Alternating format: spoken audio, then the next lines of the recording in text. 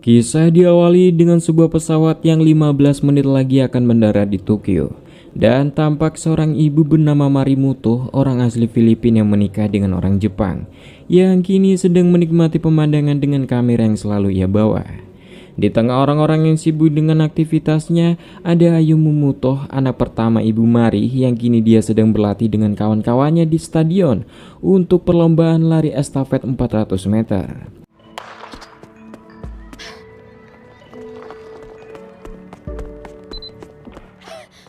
アンカーはエースの武藤さん。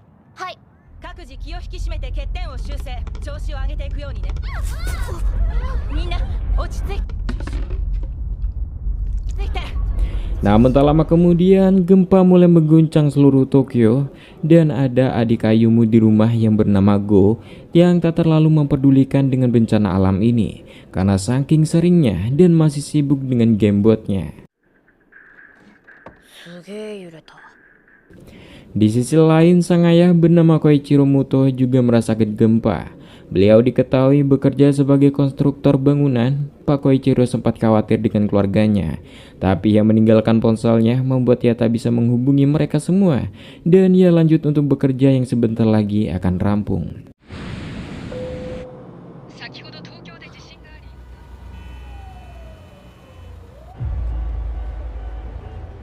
Kembali ke stadion setelah gempa barusan, sang pelatih meminta semua muridnya untuk bersiap pulang dan hubungi keluarganya masing-masing. Namun tak lama kemudian, semua ponsel mereka mendapatkan peringatan jika akan terjadi gempa susulan yang jauh lebih besar.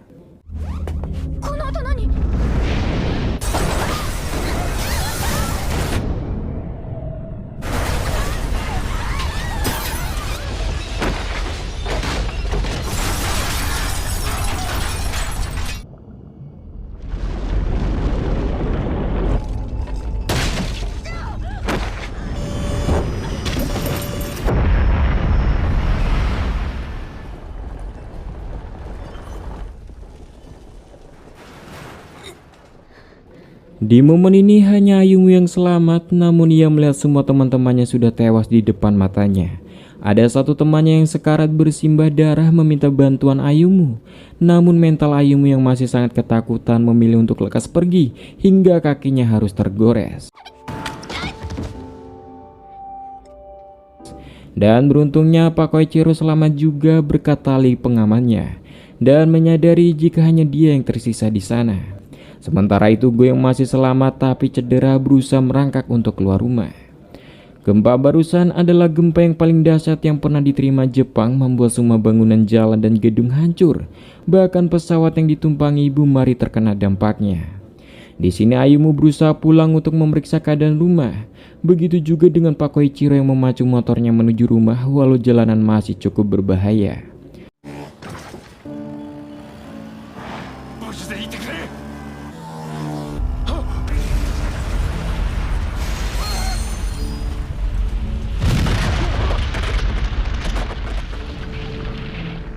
Kembali pada Ibu Mari yang kini pesawat mereka harus mendarat darurat di air. Di tengah sibuk evakuasi, tampak ombak besar akan datang menghantam, membuat Ibu Mari memutuskan untuk terjun. Namun ia lekas kembali karena ada anak yang hampir tenggelam.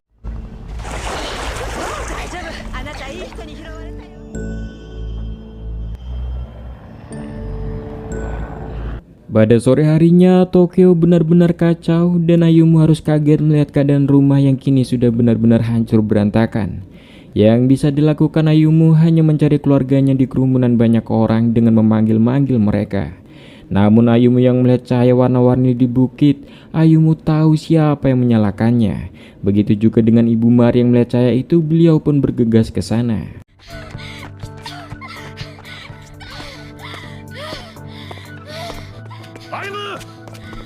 Dan benar, itu adalah kode dari ayahnya, sebuah kebiasaan ayahnya yang sering menyalakan lampu warna-warni di halaman rumah. Di sini sang ayah sangat senang melihat Ayumu selamat dan kini tinggal menunggu yang lainnya untuk datang. Hingga hari mulai gelap, sebagian warga sudah berkumpul di bukit ini dan kemudian datang Go yang ditolong teman Ayumu bernama Nanami. Nanami mengungkapkan jika dia menemukan Go dengan keadaan matanya yang sudah berlumuran darah. Tapi menurut sang ayah, mata Go baik-baik saja, yang terluka hanyalah kelopak matanya, masih cukup aman. Dan memuji refleksi mata pro gamer yang dimiliki Go hingga tak fatal mengenai bola matanya. Dan sang ayah mulai menjahit lukanya dengan staples. Beruntungnya tak lama kemudian Ibu Mari sudah tiba di sana. Mari! Okaeri. Daijoubu ka? Yokata, buji de. Di sini sang ayah sangat-sangat bersyukur semuanya bisa selamat dan berkumpul bersama lagi.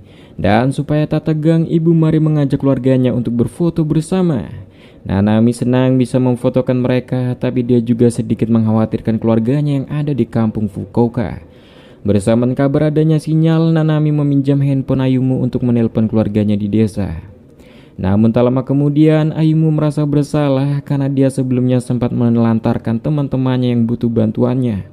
Dan dia malah sibuk melarikan diri. Yang lekas kedua orang tuanya mau menenangkan putri mereka.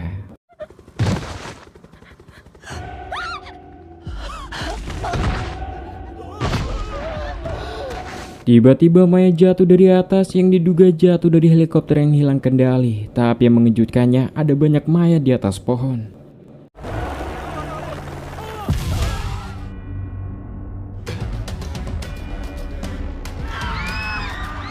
Walau begitu, semuanya masih bertahan di atas bukit itu dengan makanan seadanya. Namun di sini Ayumu melihat tetangganya yang juga idolanya dahulu, bernama Haruo Koga. Dahulu dia mantan atletik pelari, tapi entah mengapa kini Haruo menjadi mas-mas nolep penyendiri dan sibuk dengan handphonenya.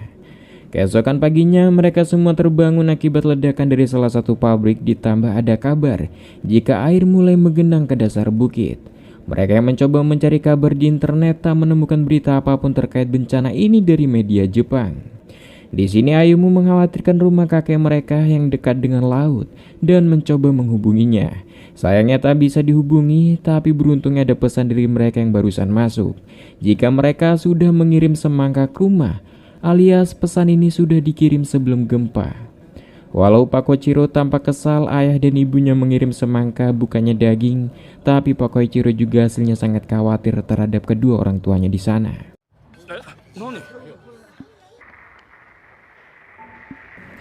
Yang kemudian mereka melihat video di YouTube jika Okinawa sudah tenggelam yang diunggah akun bernama Kite.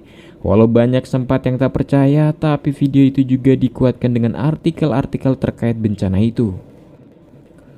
Menyadari tempat ini akan berbahaya, Pak Koichiro mengajak semuanya untuk lekas pindah dari bukit ini sebelum terjebak, meminta semuanya membantu satu sama lain yang kesulitan. Ayumu di sini mulai mengajak Haruo untuk lekas pergi dan berjanji untuk membantu mencari ibu Haruo.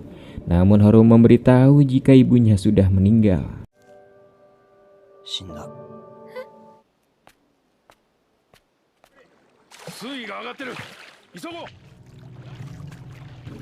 Dikabarkan tak hanya Jepang, Filipina, dan Indonesia juga terkena dampaknya atas bencana ini.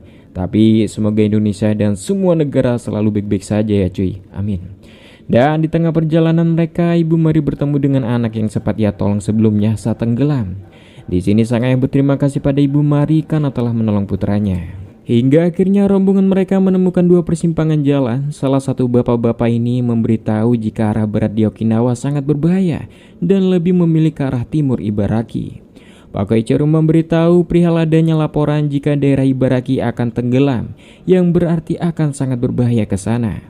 Bapak ini tahu Pak Koichiro mendapatkan informasi dari berita pilot kapal selam yang juga ilmuwan bernama Pak Onodera yang sibuk mengoceh di sosial media perihal tenggelamnya Jepang. Menurutnya, Pak Onodera dan ilmuwan-ilmuwan yang mendukungnya adalah ilmuwan gila dan dia sendiri tak akan menerima informasi yang mencurigakan seperti itu, ungkapnya. Dan mulai mengajak lainnya untuk ke arah timur karena di sana ada pusat distribusi makanan dan minuman yang mungkin bisa bertahan. Tak mau kebingungan, di sini Go meminjam ponsel kakaknya Ayumu untuk menghubungi teman yang ada di Estonia untuk melihat keadaan Jepang dari satelit. Dan temannya menyarankan Go untuk pergi ke arah barat karena timur sudah hancur. Dan barat ada kelipan lampu saat malam yang mungkin ada kamp pengungsian di sana. Sang ibu di sini mantap pergi ke arah barat didukung Nanami yang juga kebetulan keluarganya ada di arah barat. Jika begitu Pak Koichiro memutuskan jika keluarganya akan pergi ke barat. Tapi sebelum berpisah, Ibu Mari mengajak mereka semua bersuah foto dahulu sebagai kenang-kenangan untuk si anak kecil tadi. 君にあげる。はい。バイバイ。ありがとう。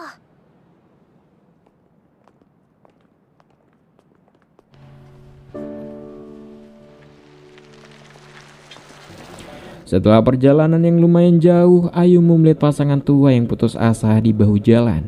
Melihat mereka yang kelelahan, Ayumu meminta sedikit air pada sang ayah untuk dibagikan ke mereka. Yang hal itu disambut syukur mereka berdua karena mereka sangat kehausan dan menyimpan sisanya.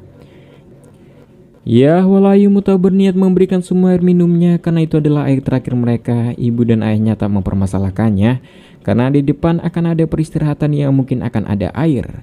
Tapi sayang, sampai di sana semua persediaan sudah habis, bahkan keran air tak menyala, bersama tanah yang mulai kembali bergerak.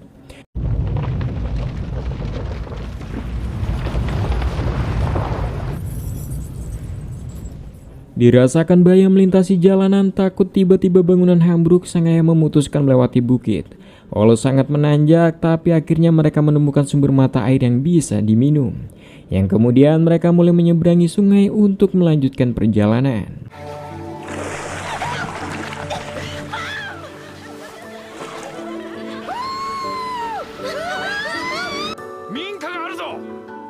Sesampainya di perumahan, mereka tak menemukan seorang pun di sana, tapi mereka menemukan seekor babi hutan yang tiba-tiba menyerang. Sang ayah yang tak tinggal diam berusaha melumpuhkannya untuk makan malam ini.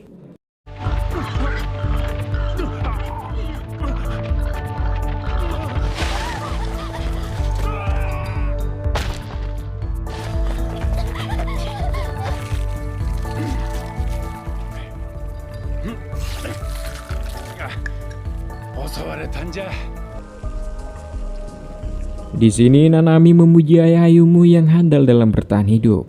Tapi melihat darah babinya, Ayumu merasa mual trauma dan tak bisa makan babi itu. Membuat keesokannya Ayumu harus melanjutkan perjalanan dengan perut yang sangat lapar. Tapi beruntungnya sang ayah menemukan pelang yang diduga banyak ubinya yang bisa dimakan oleh putrinya Ayumu.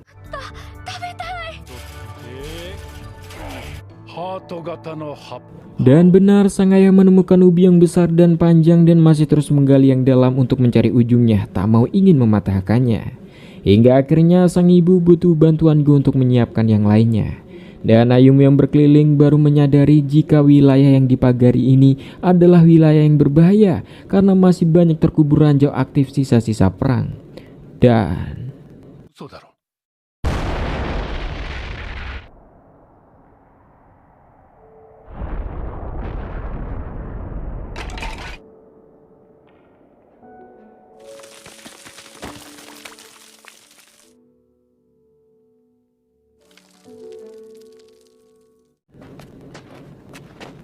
setelah kejadian yang menewaskan ayah mereka masih harus melanjutkan perjalanan ke barat untuk mencari tempat yang lebih baik. Namun Ayumu di sini yang sangat capek heran mengapa ibunya masih semangat melanjutkan perjalanan setelah meninggalnya sang ayah, dan semudah itukah ibu melupakan ayah, ungkapnya kesal. Jika begitu Ayumu juga ingin melupakan tentang ayah sembari melempar sepatunya, sebuah sepatu hadiah dari ayahnya. Di momen ini terjadi perdebatan Ibu Mari dengan Ayumu, membuat Go menangis kebingungan. Tapi beruntungnya ada mobil truk melintas yang mau memberikan tumbangan pada mereka.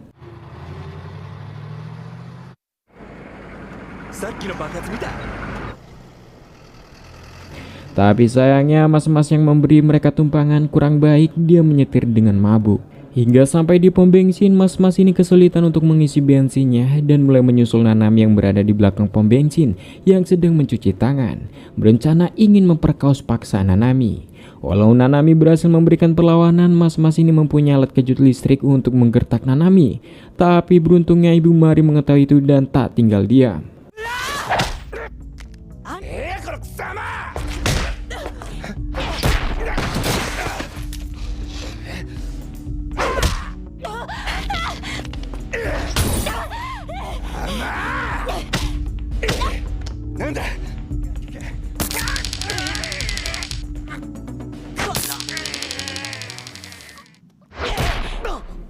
Beruntungnya mas-mas cabul ini berhasil dilumpuhkan dan Nanami mengambil kacamatanya untuk ditukar dengan kacamata Haruo yang sudah pecah. Entah bagaimana hal ini membuat Ayumu sedikit cemburu dan mereka mulai melanjutkan perjalanan, tapi tak lama kemudian mereka sudah harus berhenti karena jalan tertutup longsor dan terpaksa beristirahat di sini. Keesokannya mereka mulai melewati jalur gunung dan sekali lagi Ayumu harus cemburu melihat Nanami yang sangat perhatian dengan Haruo. Dan tanpa sadar kini mereka sampai di ketinggian yang bisa melihat jelas Gunung Fuji. Tapi lagi-lagi Ayumu risih melihat Nanami dekat dengan Haruo. Hingga Ayumu berpura-pura ingin pipis, Nanami akan menemani karena dia juga ingin pipis dan meminta Ibu Mari untuk istirahat sebentar di sini. Di bawah mereka berpisah untuk buang hajat dan Ayumu kaget dengan bangkai burung di dekatnya. Bersama juga Nanami yang di bawah tiba-tiba ambruk. Ayumu yang ingin menghampiri dihentikan para motor yang tiba-tiba muncul. Meminta Ayumu jangan hampiri gadis itu dan lekas kembali ke atas. Karena diketahui itu adalah gas beracun yang muncul dari bawah tanah yang sangat berbahaya. Sosok itu menegaskan jika gadis itu sudah tak bisa diselamatkan dan pasti sudah mati. Yang jelas kehilangan Nanami secepat ini masih membuat mereka tak menyangka. Terlebih Ayumu yang sangat merasa bersalah, dia tak bermaksud mencelakakan Nanami. Dan sang ibu berusaha menenangkan putrinya jika musibah tak ada yang tahu.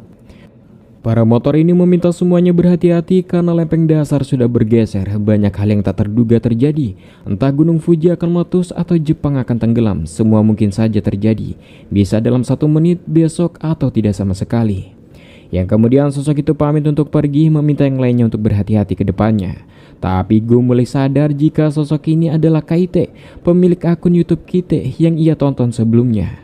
Orang keluarga negeran Estonia yang tinggal di Jepang. Yang kebetulan kini Kite sedang merekam Gunung Fuji. Di sini Ibu Mari memohon untuk Kaite membawa putranya Go ke tempat yang lebih aman. Mendengar permohonan dari sang ibu itu, Kaite mulai melepas alat para motornya, lagian bahan bakarnya hampir habis. Kaite sendiri yang akan memandu mereka mencari tempat aman terdekat.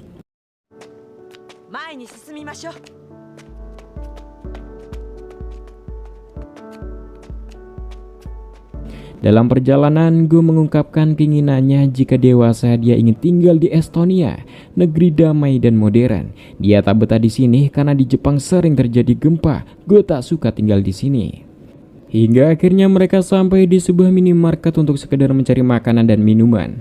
Walau tampak sudah ludes, mereka bisa menemukan beberapa barang dan pakaian untuk digunakan. Namun tiba-tiba muncul anjing robot yang marah karena mereka telah mencuri barang-barang di toko ini. Bersamaan mereka semua yang diserang anak panah.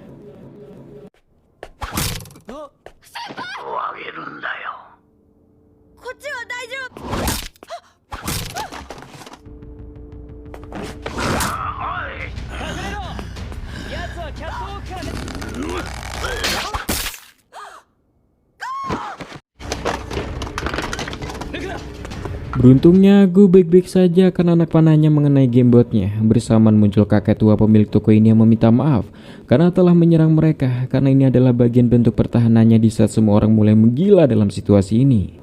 Sebagai permintaan maafnya, kakek tua yang bernama Kunio ini meminta semuanya untuk tinggal sementara di sini karena sebentar lagi badai akan tiba.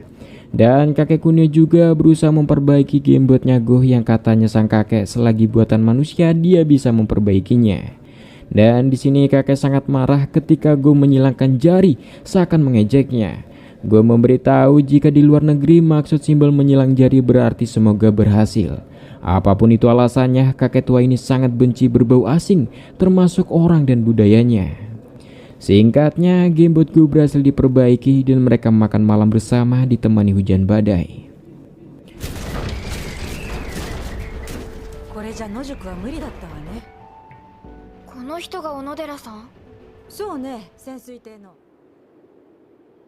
Pada pagi harinya, Go menemani sang kakek Kunio mengunjungi makam istrinya yang sudah meninggal. Yang sementara itu di minimarket, Kaite menyadari melalui ponselnya jika kemiringan daratan Jepang berubah dari 5 derajat dan sekarang 7 derajat condong ke Samudra Pasifik. Mau tak mau mereka semua harus lekas pindah sebelum hal buruk terjadi. Dan benar bersamaan Go dan kakek yang sudah tiba, tiba-tiba gempa besar kembali datang. Dan mereka mulai bergegas pergi menggunakan truk sang kakek menuju kota San terdekat sesuai arahan kakek Kunio.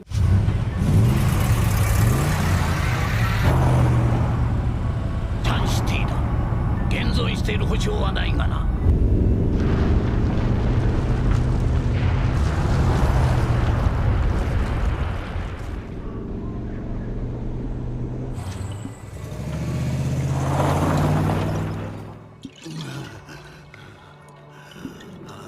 Saat menjelang malam, Kaite mendapat berita jika Amerika berencana akan membantu Jepang untuk mengevakuasi warga Jepang ke luar negeri melalui beberapa pelabuhan. Walau begitu, pelabuhan masih sangat jauh dan untuk sementara mereka menginap di sini dan lanjut ke kota San. Keesokannya dalam perjalanan mereka, Ibu Mari berhenti membantu warga asing yang mencari tumpangan. Walau membuat Patwa ini sangat kesal. Yang diketahui pria asing ini bernama Daniel berasal dari Inggris yang lama tinggal di Hokkaido. Dan Ibu Mari memperkenalkan diri jika dia juga warga asing berasal dari Filipina. Membuat kakek tua ini semakin kesal, ternyata mereka semua warga asing. Kaite sendiri tak heran kakek Kunio begitu karena memang banyak orang tua di desa yang membenci pendatang asing. Singkatnya mereka sampai di kota San dan dipersilakan masuk dengan baik di sana oleh wakil kota ini bernama Pak Osamu. Tapi sebelum beristirahat mereka dipersilakan untuk bersih-bersih badan terlebih dahulu dan kemudian makan di prasmanan yang sudah disiapkan.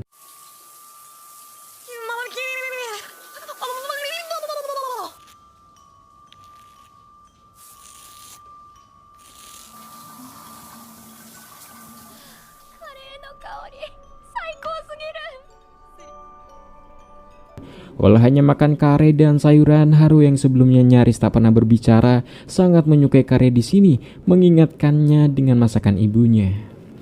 Yang kemudian mereka diajak berkeliling sebentar di sini dengan Pak Osamu dan mempersilakan mereka untuk tinggal sampai kapanpun, karena mereka mempunyai gudang stok makanan yang melimpah dan menghasilkan daya listrik mandiri menggunakan panel dan juga tenaga air waduk.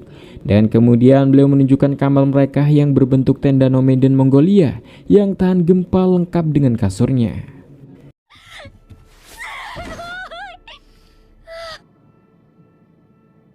Di tengah semua yang sudah tertidur, Kaite menghampiri kakek Kunio yang masih di dalam mobil dan memberikannya morfin dari kota San ini.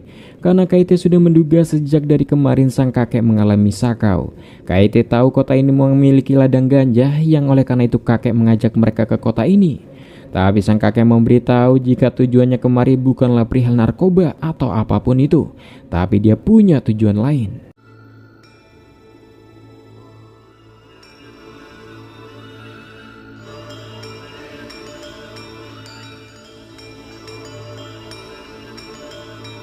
Diketahui kota ini tak pernah menolak siapapun dan selalu menyambut baik para pendatang di tempat mereka.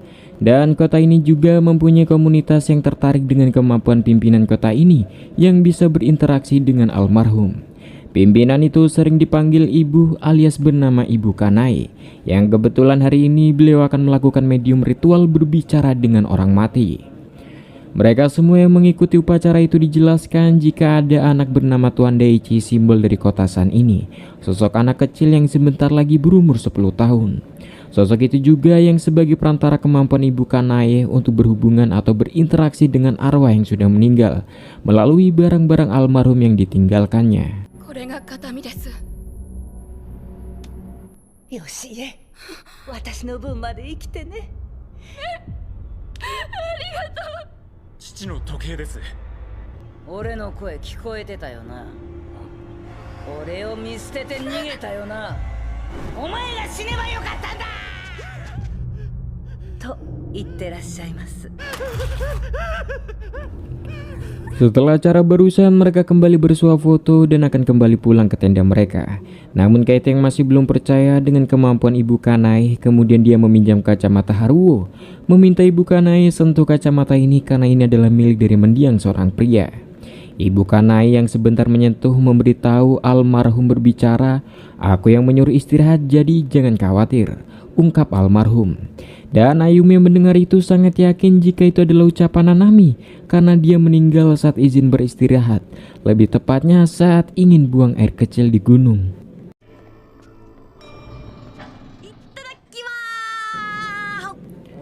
Yang kemudian mereka semua makan siang buatan Chef Saburo, sosok yang ikut bantu-bantu atau mengabdi di kota ini.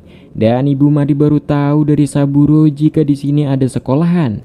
Mendengar itu meminta Go dan Ayumu mulai besok ikut sekolah. Dan Pak Saburo juga menawarkan siapa saja boleh ikut bantu-bantu juga di kota ini karena di sini banyak sekali pekerjaan. Keesokannya Go berangkat sekolah, Ibu Mari dan Haruo ikut membantu di ladang ganja. Sementara itu Ayumu ikut membantu mengurus pasien di kota ini. Tapi sosok pasien yang Ayumu rawat mengalami stroke, tak bisa berkata bahkan bergerak. Yang bisa ia lakukan hanya berkomunikasi dengan berkedip dan memukul-mukul besi ranjang.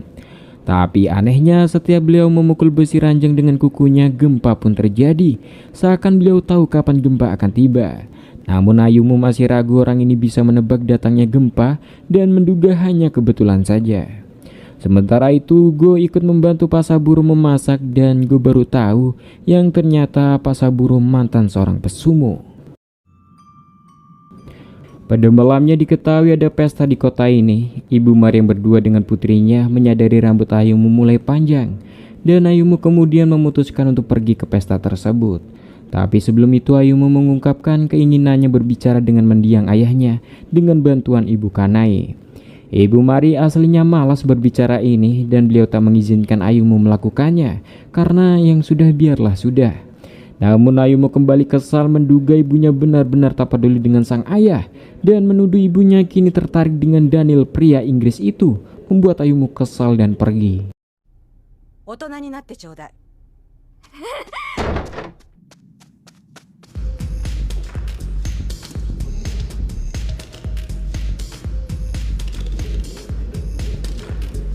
Di sana dalam pesta Ayumu melihat ada Kaite dan Haruo, bahkan ada Go yang ikut bertanding game FF di layar lebar.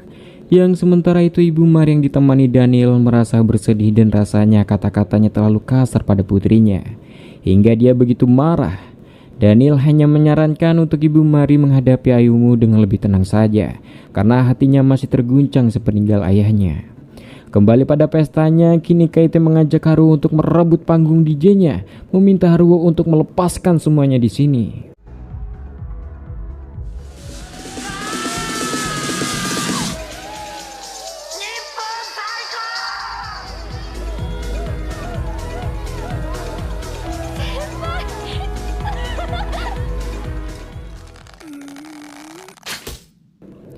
Di sisi lain, kakek Kunio sibuk dengan panahnya seakan merencanakan sesuatu. Kembali pada Ayumu yang diajak mas-mas keluar pesta untuk berbincang dan memberitahu Ayumu cara agar bisa bertemu dengan Ibu Kanai dan berinteraksi dengan almarhum. Tapi sebelum itu, mas-mas cabul ini memaksa Ayumu untuk main dengannya.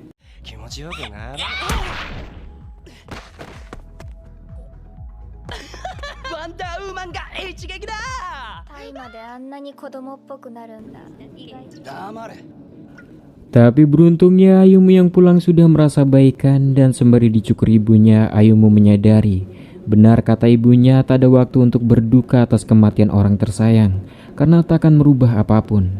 Ibunya menyelah membolehkan Ayumu, Go atau dirinya berduka kapan saja perihal meninggalnya ayah. Tapi jangan banyak-banyak, ayah di sana juga bisa marah. Perlu diketahui tanya kita, semua orang di sini sama kehilangan orang tersayang. Bahkan ada yang seluruh keluarganya menghilang. Ya walau keduanya tampak kuat, keduanya hanya berpura-pura kuat saat dia tinggal seorang ayah.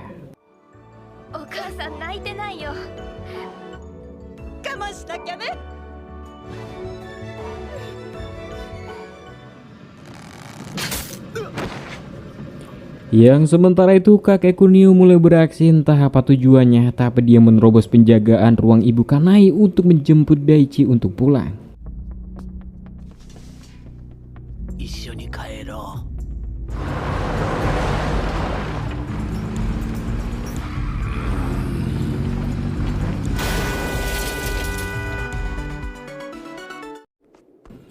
Di kota ini Haruo bisa lebih beraktivitas, bahkan dia habis kembali melatih kaki atletnya.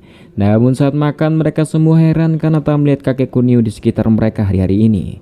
Tapi mereka berharap beliau baik-baik saja. Namun nyatanya setelah kejadian itu kakek Kunio dipenjara karena berusaha membawa kabur Daichi. Dan lewat pantauan CCTV Ibu Kanai tahu kakek Kunio kini sedang mengalami sakau morfin. Tapi bisa dipastikan dia juga mengalami overdosis morfin hingga ceroboh dalam mengemudi bahkan membunuh 2 penjaga. Tapi siapa sangka dalam pengaruh narkoba itu kakek Kunio berhalusinasi melihat hayalan cucunya pada Tuan Daichi. Tapi beruntungnya Daichi baik-baik saja, dan jika begitu mereka akan merayakan ulang tahun Daichi ke 10 tahun dengan mewah sebentar lagi.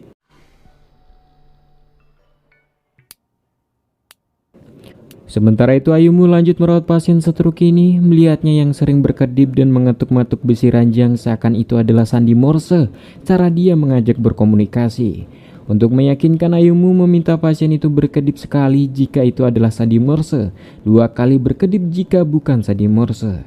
Beliau merespon 1 kali kedipan yang berarti benar, namun Ayumu kebingungan untuk berinteraksi karena dia sama sekali tak paham sandi Morse. Yang kemudian Ayumu mendownload aplikasi sandi Morse dan mencoba memahami maksud sandi kedipan orang ini. Yang didapat beliau ingin menyampaikan jika gempa bumi besar akan datang, di sini sangat berbahaya.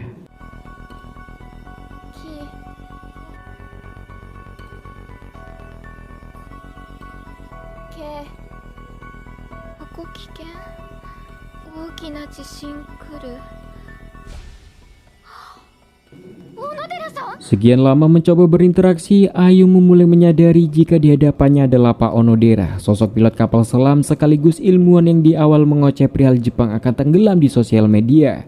Dan entah apa yang membuatnya hingga seperti ini. Namun mendengar kabar ini, Ayumu dengan panik memberitahu sang ibu jika dia merawat Pak Onodera, ilmuwan yang memperkirakan sebentar lagi gempa akan datang di wilayah ini, dan mengajak ibu dan lainnya untuk lekas pergi dari sini. Di sini ibu meminta Ayumu tenang dan mencoba mempercayai ucapan Ayumu, tapi mereka harus memastikannya dulu. Sementara itu Go dan Kaite baru tahu lama mereka tak berjumpa dengan kakek ternyata ia sedang dipenjara. Dan Go meminta tolong Kaite untuk membebaskannya karena kasihan.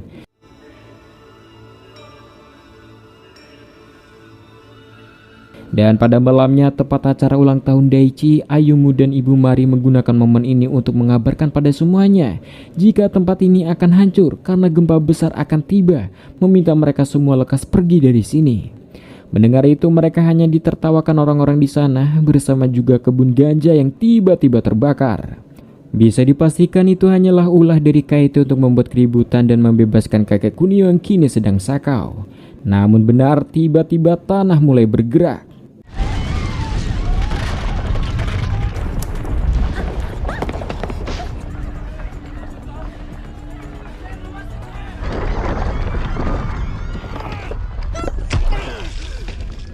Ya, di sini Go nyaris tertimpa reruntuhan, beruntungnya dilindungi oleh Pak Saburo dan meminta Go lekas pergi saja, selamatkan diri. Lagian dia sudah tak mempunyai tujuan hidup, ungkapnya. Sementara itu Kanae yang menyadari kota ini tak lagi aman meminta semua pengikutnya untuk mengevakuasikan diri pergi dari sini.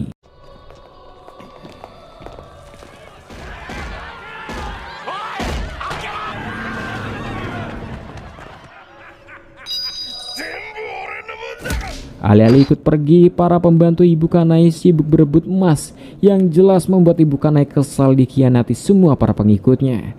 Bersamaan mereka semua mati karena saling serang.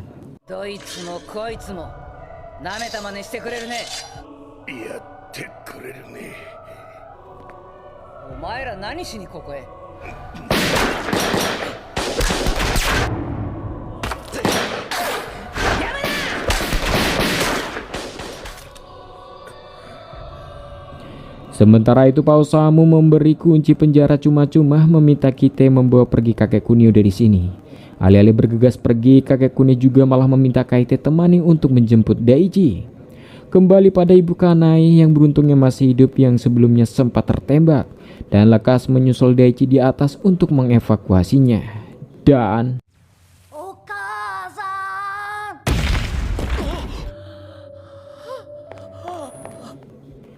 ya, Daichi harus meninggal tertimpa reruntuhan. Kakek Kunio pun hasilnya tahu Daichi bukanlah cucunya. Cucunya yang asli sudah meninggal tertimpa longsor. Dia hanya melihat bayangan sosok cucunya pada Daichi. Cucunya bernama Mana. Di sini Ibu Kanae mencoba menyentuh benda milik cucu sang kakek dan memberitahu jika cucunya di sana meminta kakek untuk berhenti merokok. Itu pesannya. Sementara itu Ibu Mari sibuk mempersiapkan semuanya ke dalam truk, tapi sayang Daniel tak mau ikut pergi. Dia ingin tinggal di tempat ini saja karena dia yakin di sini akan baik-baik saja. Jika begitu Ibu Mari tak bisa memaksa dan hanya bisa memberikan foto kenangan mereka bersama dan meminta Daniel untuk tetap hidup. Kembali pada sang kakek yang memberontak jika dia ingin tinggal di sini dan meminta Kaite tinggalkan dia saja. Jika begitu Kaite hanya bisa memberikan hadiah morfin terakhirnya untuk sang kakek, yang Kaite lekas menyusul naik ke dalam truk dengan diawasi kakek Kunio dari atas.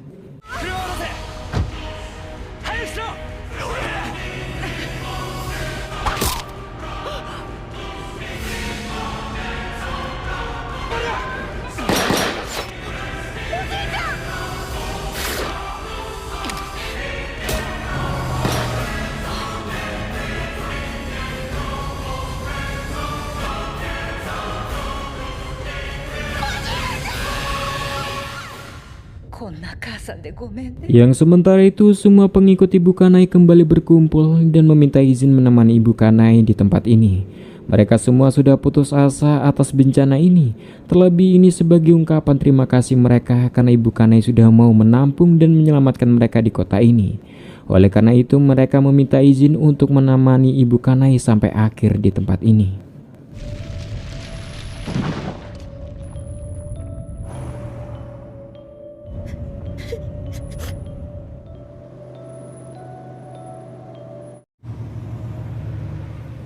Setelah melalui perjalanan panjang, kini mereka sampai di dermaga untuk ikut menaiki kapal evakuasi. Dan tampak juga orang-orang yang sudah datang bahkan mengantri panjang di sini. Sayangnya warga yang bisa naik harus melalui seleksi undian berdasarkan 3 nomor terakhir di KTP. Dan orang yang tak terpilih atau kehilangan KTP-nya diminta berbaris. Yang jelas sistem ini banyak menyebabkan perpisahan antar anggota keluarga. Tak jarang mereka protes dengan aturan yang tak masuk akal ini menurut mereka.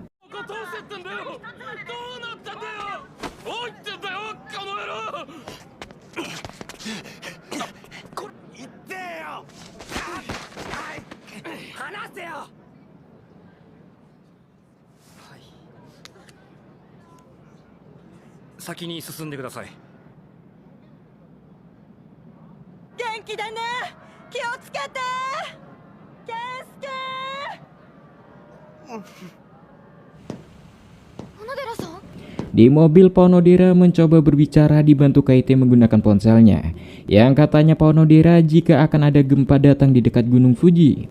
Tapi sebelum itu Ibu Mari mengajak Go dan Ayumu untuk memeriksa KTP mereka apakah mereka terpilih untuk dievakuasi. Sayangnya di sini Ibu Mari kehilangan KTP-nya dan harus ikut berbaris. Bersama Ayumu bertemu dengan pelatih lari estafetnya yang sedang bersama suaminya. Yang di sini pelatihnya bernama Ibu Kazama senang melihat Ayumu baik-baik saja. Dan Ibu Kazama meminta Ayumu lekas mendaftar ke penerimaan karena pemerintah Jepang memudahkan anak muda untuk dievakuasi tanpa undian sebab pelajar sangat dibutuhkan untuk masa depan.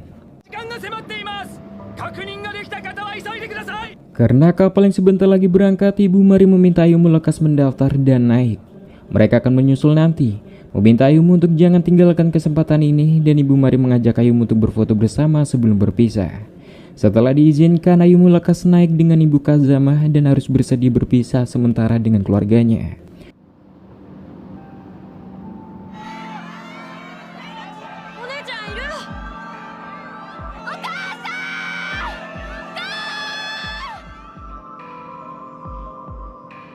Ayumu yang melihat orang cedera mulai curiga dengan ibunya yang selalu membawa tas di pinggangnya.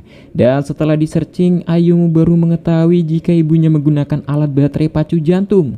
Mengetahui fakta itu, Ayumu tak mungkin meninggalkan ibunya sendirian di sini dan memutuskan untuk turun dari kapal dan sangat kesal ibunya tak menceritakan padanya terkait penyakit ini.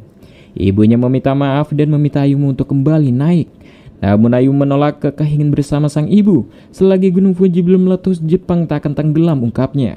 Dan bisa saja Ponodera salah perihal perkiraan Gunung Fuji yang akan meletus bersamaan kapal evakuasi yang sudah berangkat meninggalkan mereka yang tersisa. Dan benar, Gunung Fuji sudah meletus, kemudian mereka mulai bergegas menjauh ke tempat yang lebih aman.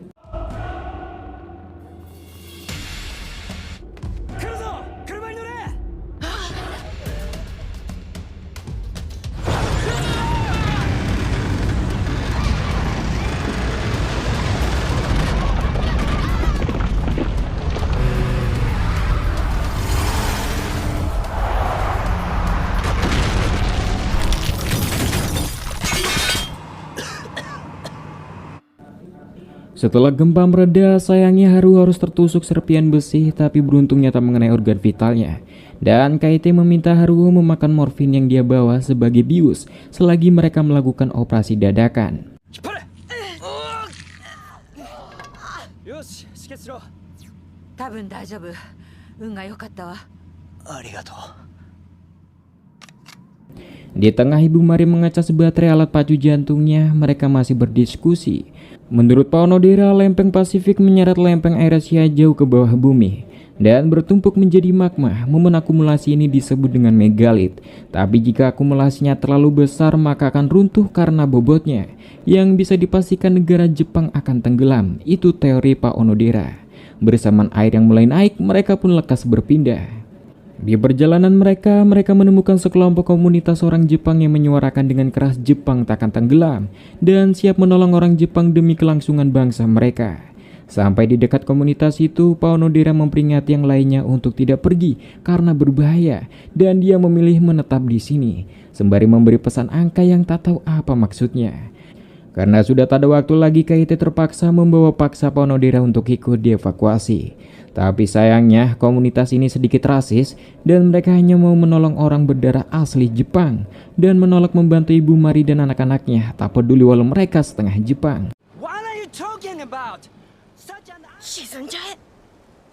Tapi beruntungnya ada kakek nelayan baik hati yang tanpa pandang bulu mempersilahkan mereka untuk ikut naik ke kapalnya dan memberitahu jika kapalnya lebih keren dan tangguh dari mereka. Dan benar, karma pun terjadi, kapal mereka mengalami kerusakan bahkan hancur karena ledakan misterius dari bawah laut.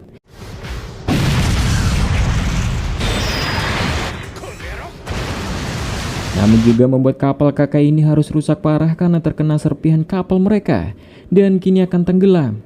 Yang lekas sang kakek menurunkan perahu karet meminta anak-anak dan wanita lekas masuk lebih dulu. Tapi sayangnya ada sosok pria menodong dengan pistol meminta menyerahkan perahu karet itu untuknya. Bersama nombak besar menghantam mereka membuat semuanya harus terpisah.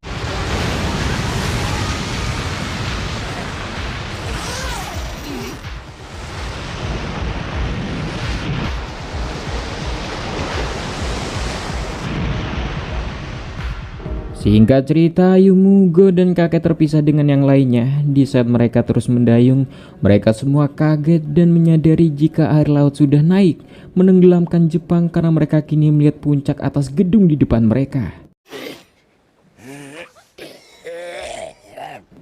Di sini kakek yang sudah sakit-sakitan meminta semuanya tenang dan dia pastikan akan mengantar Ayumu dan Go untuk kembali pulang. Namun sayang, keesokannya beliau sudah ditemukan dalam keadaan yang mengenaskan, dimakan burung dan hiu.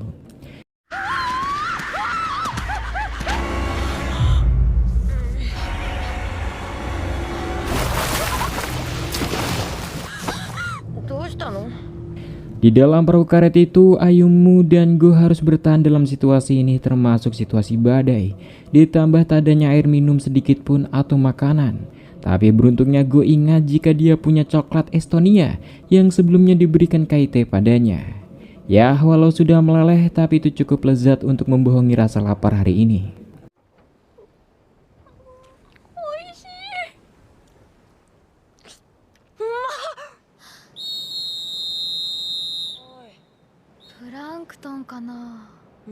Sekian lama mereka terombang-ambing, mereka hanya bisa menunggu keajaiban dan menghayal situasi lebih baik ke depannya dan bertemu sang ibu dan lainnya. Tapi yang jelas Ayumu tegaskan dia tak mau mati di tempat ini.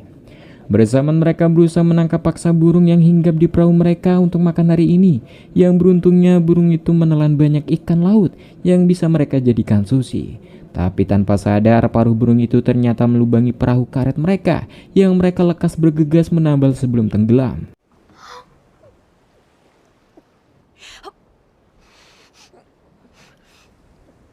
Great!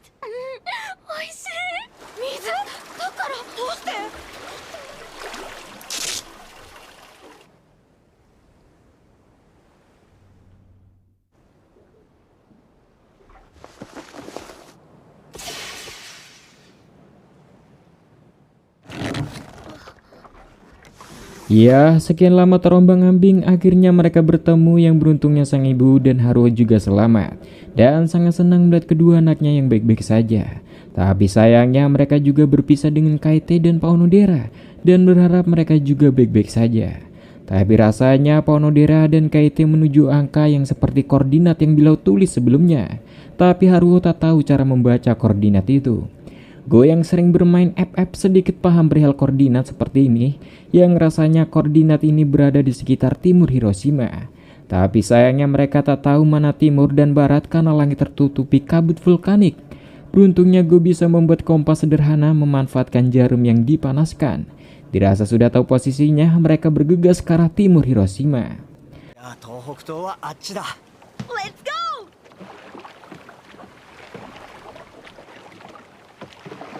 Tak lama mereka mendayung, mereka menemukan perahu motor yang bisa membawa mereka lebih cepat ke timur, yang kebetulan bensinnya penuh dan mesin juga masih bisa menyala.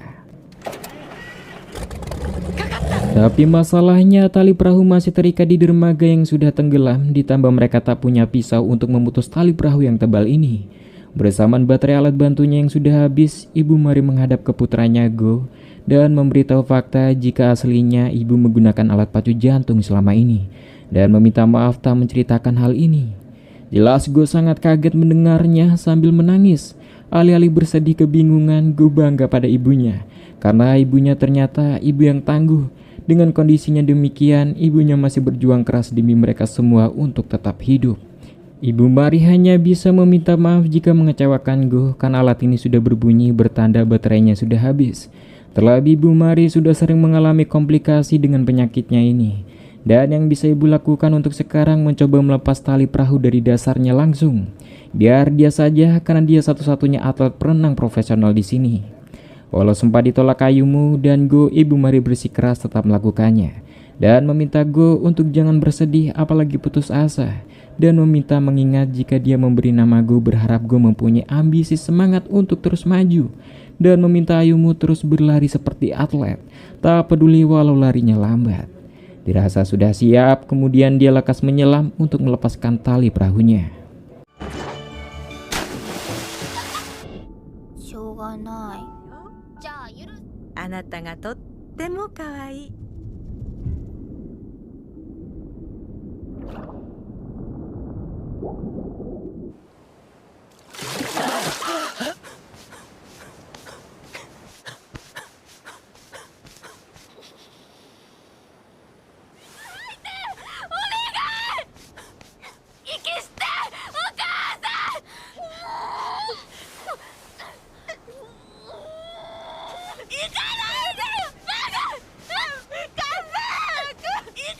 あなたがとっても可愛い。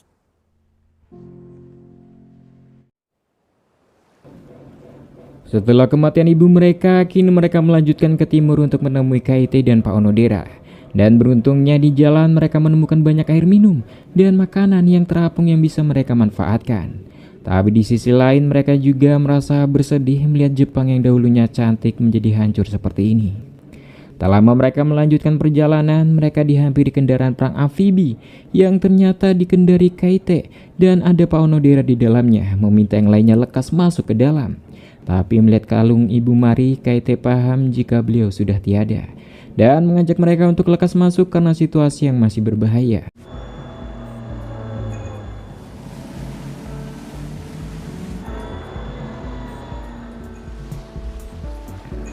Yang kemudian mereka beristirahat di daratan yang mereka temukan alias puncak mercusuar. Dan mereka menemukan sumber mata air panas yang bisa digunakan untuk mandi, memperistirahatkan tubuh mereka yang kelelahan. Di momen ini Go kembali membual perihal ketidaksukaannya dengan negara ini yang masih saja sering terjadi bencana alam. Alih-alih bersih tegang dengan keadaan, Kaite mulai menghidupkan musik untuk mencairkan situasi ini. Yeah, hey, hey. 写真撮ろう。 Keesokannya mereka sepakat untuk menuju koordinat yang dimaksud oleh Pak Onodera, sebuah tempat terakhir di Jepang yang bisa bertahan dari bencana ini. Ditambah si Pak Onodera dan para ilmuwan gila ada di sana semua. Kaite juga aslinya kurang paham alasan Pak Onodera meminta mereka ke sana, tapi rasanya jika mereka bisa menggabungkan data terbaru yang Pak Onodera simpan di cloud dengan arsip di tempat itu, mungkin mereka bisa mendapatkan informasi penting terkait situasi bencana ini. Entah kedepannya bagaimana, tapi yang terpenting mereka bergegas dahulu ke sana.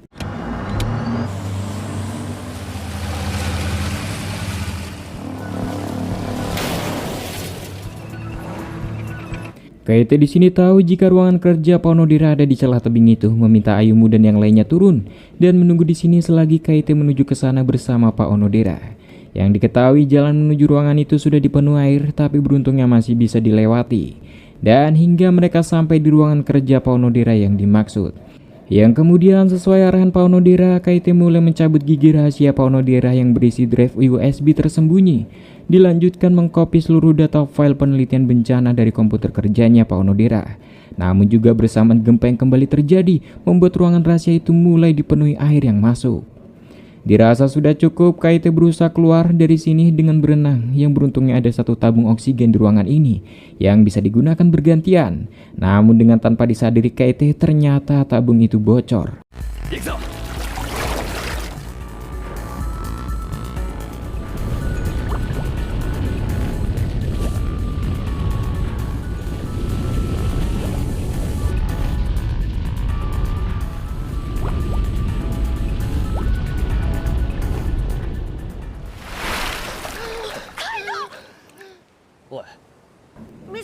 Sesampainya di atas, Kaite baru menyadari jika tabung itu tak berfungsi karena mengalami kebocoran dan berusaha mati-matian memacu jantungnya Pak Onodera yang tak menunjukkan tanda-tanda kehidupan.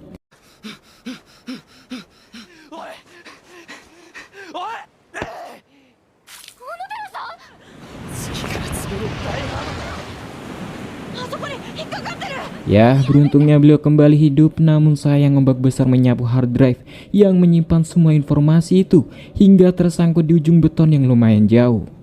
Haruo di sini berusaha menghitung ritme dan beat ombaknya untuk mencari momen yang tepat. Dirasa sudah dapat, Haruo menawarkan diri untuk dia yang beraksi kali ini untuk mengambilnya. Situasi ini tak jauh beda dengan lari estafet baginya.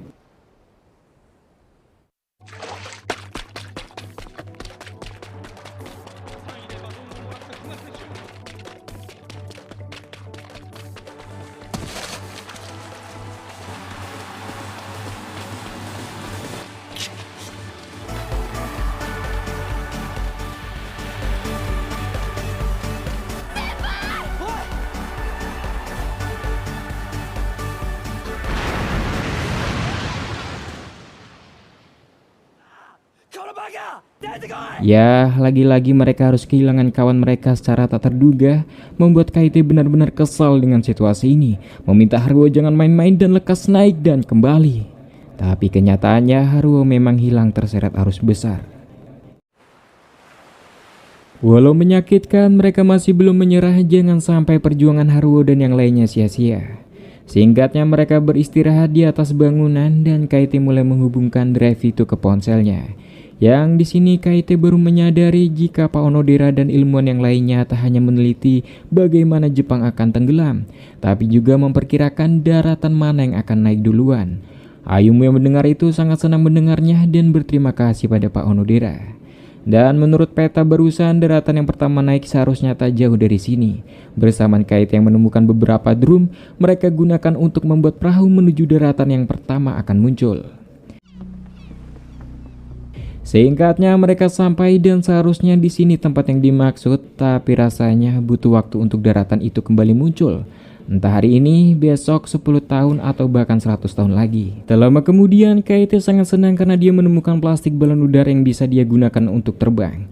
Yang kemudian dia mengisinya dengan tabung gas untuk digunakannya terbang. Sayangnya menurut Kaite hanya satu orang yang akan pergi. Sembari pergi, Kaite mengungkapkan senang bertemu dengan kalian semua dan meminta Ayumu menjaga Pak Onodera itu dan bertahan jangan sampai mati.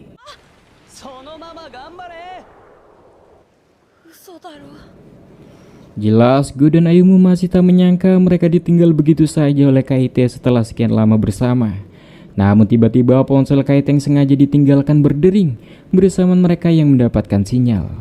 Ayumu dan Go baru menyadari jika tujuan Kaite terbang meninggalkan mereka semua hanya untuk mencari sinyal agar terhubung dengan internet.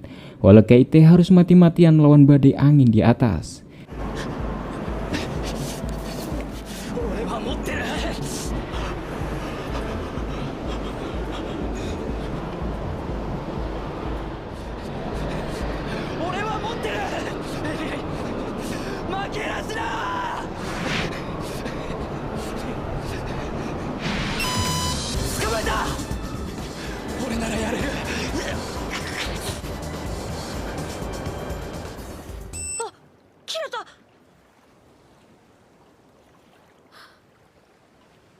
Kaito, helikopter da! Dan benar, tak lama kemudian datang helikopter evakuasi menyelamatkan Ayumu dan semuanya. Mereka memberitahu jika mereka datang karena mendapatkan sinyal di dekat sini. Tapi jelas kini mereka kehilangan Kaite entah di mana sekarang. Tapi Ayumu yakin Kaite akan selamat dan turun di suatu tempat karena dia tak terkalahkan. Dan momen ini Ayumu dan Go melihat bagaimana Gunung Fuji benar-benar meletus. Dan ia seketika tak sadarkan diri karena luka di kakinya sudah terinfeksi.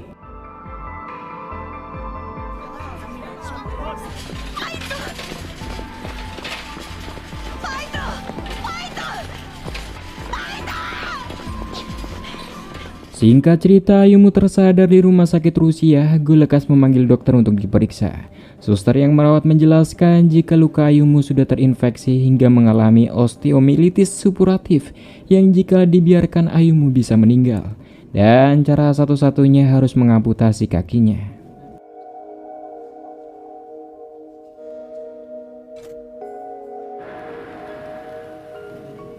Sehari setelah operasi, Ayumu yang dirawat tiba-tiba mendapatkan notifikasi video baru yang diunggah secara otomatis oleh Kaite. Tapi yang nyatanya itu adalah sebuah rekaman saat setelah keluar dari kota San kemarin.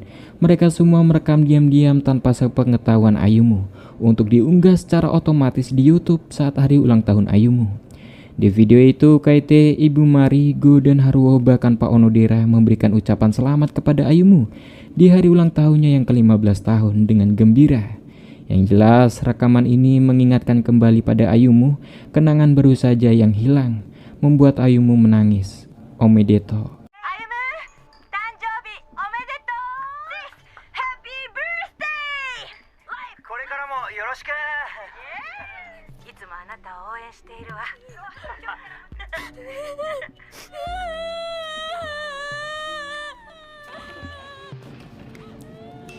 Singkat cerita, 8 tahun kemudian sebagian besar daratan Jepang masih berada di bawah lautan. Namun 2 tahun setelah insiden bencana itu, sebuah pulau muncul. Dan semenjak itu berbondong-bondong orang Jepang pulang untuk membangun kembali negara mereka tercinta. Sebuah situs web dibuat di mana semua orang dari seluruh dunia dapat mengunjungi dan melihat foto dan video lama tentang kemajuan dan budaya Jepang di masa lalu.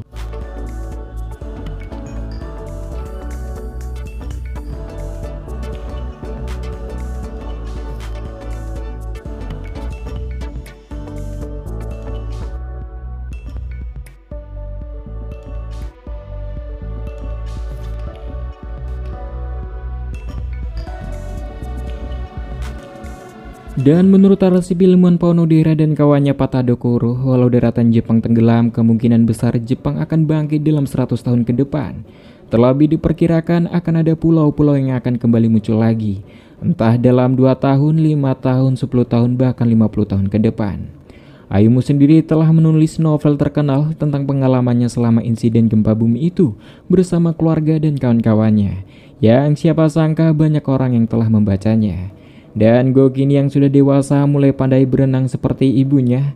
Bahkan kini juga dia ikut berpartisipasi dalam Olimpiade e-sports, di mana Go yang sudah tinggal di Estonia pulang demi mewakili Jepang dalam Olimpiade untuk meraih juara.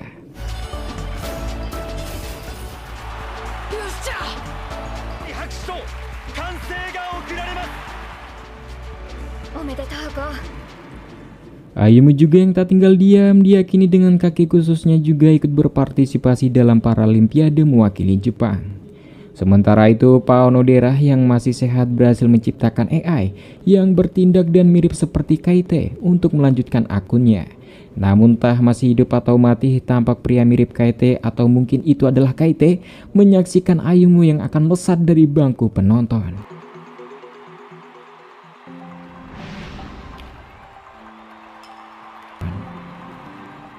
Ayumu sendiri bangga tinggal di negeri matahari terbit ini. Dia sendiri tak menyesali tinggal di era yang penuh bencana ini. Kebetulan ayahnya Koichiro asli Jepang, kebetulan ibunya Mari asli Filipina. Dan kebetulan Ayumu bisa melewati bencana ini dan bisa selamat berkat orang-orang yang kebetulan Ayumu temui. Dan menyadari dirinya bisa sampai di detik ini berkat pondasi kuat yang dibuat oleh orang-orang hebat dan bijak dalam petualangannya.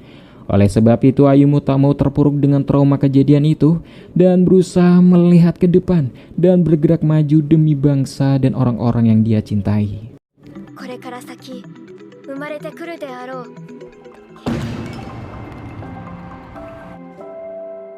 Tamat!